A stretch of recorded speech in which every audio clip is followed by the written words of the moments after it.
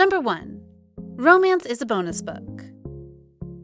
Based on the hit American novel Younger, Romance is a bonus book translates the theme pretty well. It follows Kangdani, a single mother who struggles to come back to the working field, and ends up having to lie about her academic levels and credentials to get a low-end and low-earning job in a publisher. She had a close friend in the successful author/chief editor, Cha Eun-ho, who, at first, was ignorant of her situation.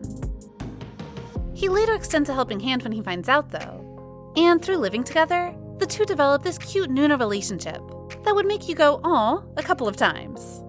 We will also get introduced to one of the best second leads of all time, played by Wi Ha-jun, who is nice, dashing, has a big fluffy dog, and will literally put your shoes on for you, Cinderella style.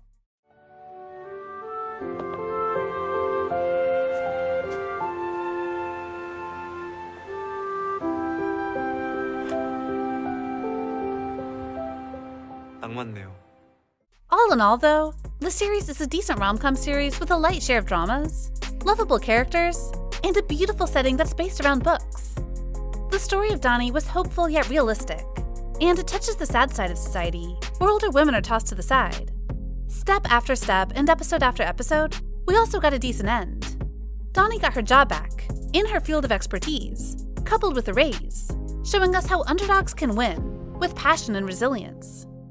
Our second lead, Ji So-jun, was rejected by the female lead, but got hopes with the second female lead, Ha-rin, in the end, sporting some great chemistry. Other couples also get their share of spotlight, not forced and out of nowhere, mind you not. And of course, our leads also get their happy end. It was just one of those series that you wouldn't list as masterpieces, but would be feeling all bubbly, warm, and satisfied while watching. Number 2. Hot Stove League. Starting out with a viewership rating as low as 3.3%, Hot Stove League did so spectacularly well in Korea that it closed with ratings as high as 19.1%, spanning 2 special episodes while at it. It even defeated huge works Crash Landing on You, Kingdom 2, and When the Camellia Blooms to win Best Drama at the 2020 Big Song Award. And really, us international fans don't talk about it enough. With its baseball-centric theme, Hot Stove League revolves around the Dreams, a professional baseball team that has placed last in the league for the past 4 seasons. After their previous general manager stepped down, they hired sports manager Bak Sung-soo as the replacement, despite the fact that he had never managed any baseball team, and that every one of his previous teams had broken up after winning. It was basically an outsider's view into baseball, with multiple ingrained issues, like shrinking budget and internal fighting between the staff and super stubborn players. Worry not if you don't understand baseball, though, for the series is still relatable despite its sports theme. It's really more about humans, character developments, and bondings, wrapped up inside the stories of sports teams. The acting is also so natural and rooted that you can't help but dig into each and every character. And really, when has a Namgung-min drama ever disappointed?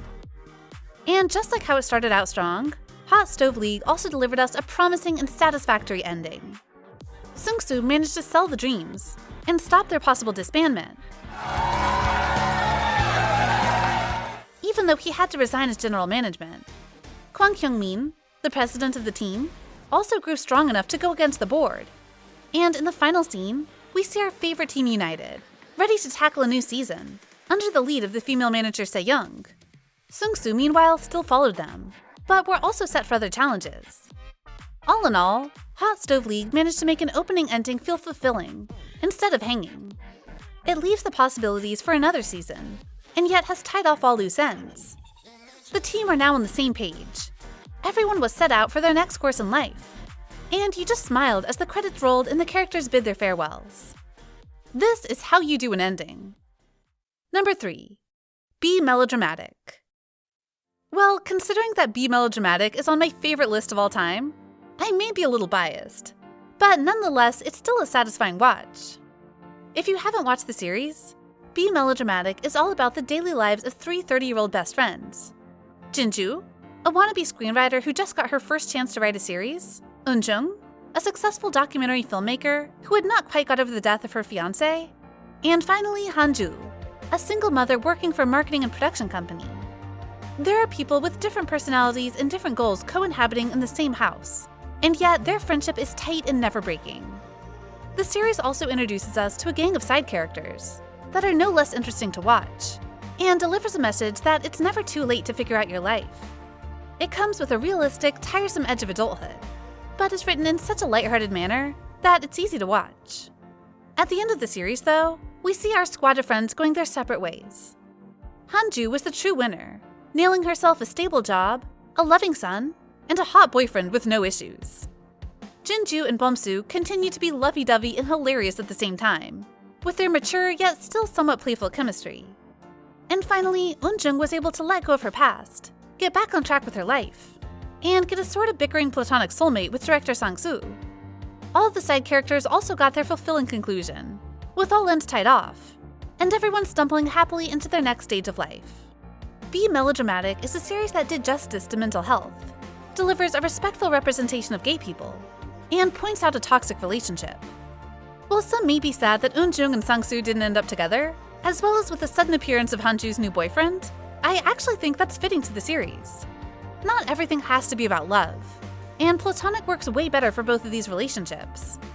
It was just a chef's kiss, from start to end. And we are reaching the end of today's list. But before that, here are some honorable, super wholesome endings. Hometown Cha-Cha-Cha. Everyone's happy, the second male lead got himself a different love interest, and the only problem is that I'm not about the divorced couple getting back together. Hospital Playlist. While the gang won't be physically together, they had all grown and found their places in life, with friendships as tight as ever.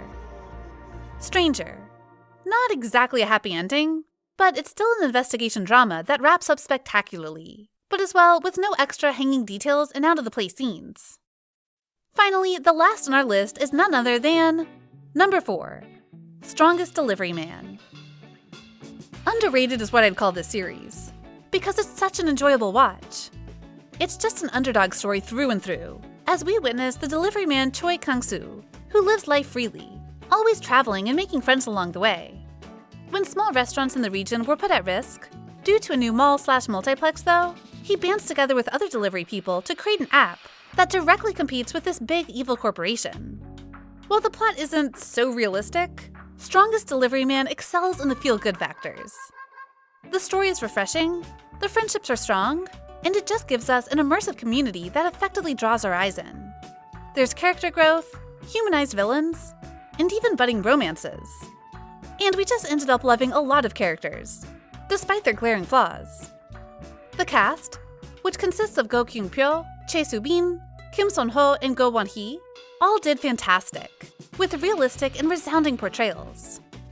And finally, the ending. It basically grants all of my wishes for a finale, and there's just no bad thing to say. The villain? Defeated. And this was done by our male lead with the help of friends. The main leads? Naturally together. They both opened up their hearts and let the others see their true fears and vulnerabilities. The second male lead?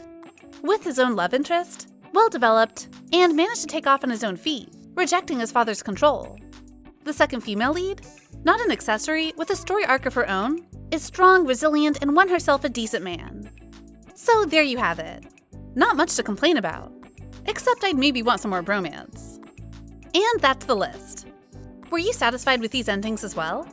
Also, don't hesitate to share your own favorite K-drama finales. We must have missed out on quite a lot. Just comment your opinion down below. And if you want more videos like this, like, share, and subscribe to bbalidrama. We'll come back soon. See ya!